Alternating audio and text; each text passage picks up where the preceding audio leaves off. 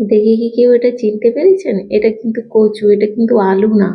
দেখো আজ আমি একেবারে অন্যরকম ভাবে এই কচুটা বানাবো, সেটাই আমি তোমাদের আজ দেখাবো। দেখো তার জন্যই আমি প্রেসার কুকারে প্রায় 250 গ্রাম মতো কচু অল্প পরিমাণ জলে আমি ভালোভাবে সেদ্ধ করে নিয়েছি। আর বাদ বাকি মশলাগুলো আমি কুচিয়ে নেব। দেখো খুব সুন্দর সেদ্ধ হয়ে গেছে কচুটা।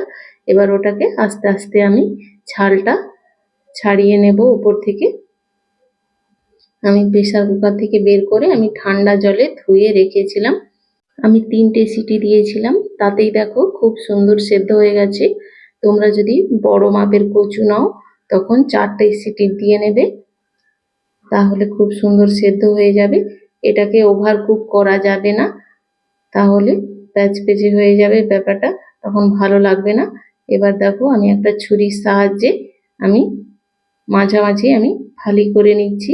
কচুটা বড় হলে তোমরা 4 ফালি করে নেবে। এবার একটা ফ্রাইং প্যানে অল্প পরিমাণ সর্ষের তেল দিয়ে আমি কচুটাকে হালকা লাল ভাবে ভেজে নেব।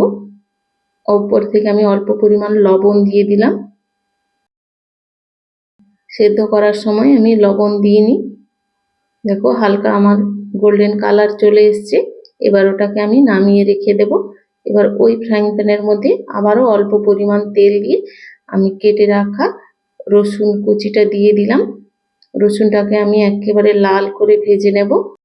কচু মাটির নিচে হওয়ার জন্য এতে প্রচুর পরিমাণ মিনারেলস থাকে, ফাইবারও থাকে প্রচুর পরিমাণ। এটা আলুর থেকে অনেকটাই কার্বোহাইড্রেট কম থাকে এই কচুর মধ্যে। দেখো আমি ওর মধ্যে একটা মাঝারি সাইজের পেঁয়াজ দিয়ে ওটার সাথে মিশিয়ে আমি লাল করে ভেজে নিয়েছিলাম। এবার কচুটা দিয়ে ওর সাথে মিশিয়ে নেব। দেখো আবার ওটা লাল করে ভেজে নিয়ে আমি উপর থেকে অল্প পরিমাণ লঙ্কার গুঁড়ো, হলুদ গুঁড়ো দিয়ে দেব। এটা একেবারে অল্প সময়ে তৈরি হয়ে যায়। এবার আমি কিছুটা পরিমাণ জিরে ধনের গুঁড়ো ওর মধ্যে দিয়ে দেব, তাতে টেস্টটা আরো ভালো হবে।